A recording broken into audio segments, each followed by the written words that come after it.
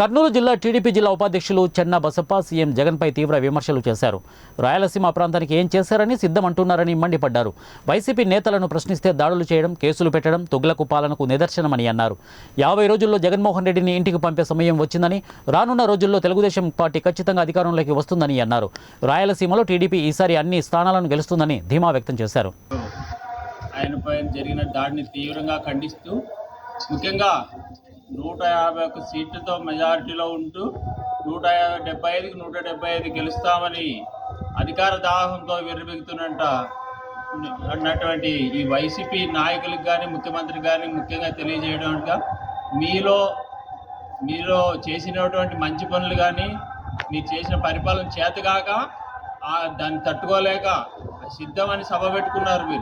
మీ సిద్ధం సభలో లోటుపాట్లు, మీ ఫెయిల్యూర్ని ఇతరుల మీద దాడి చేయడానికి ఈ దాడి చేశారు తప్పితే మీకు ఎటువంటి మంచి చేయాలనే ఉద్దేశం అయితే లేదని ఈ దాడి ద్వారా బహిర్గతం అవుతుంది.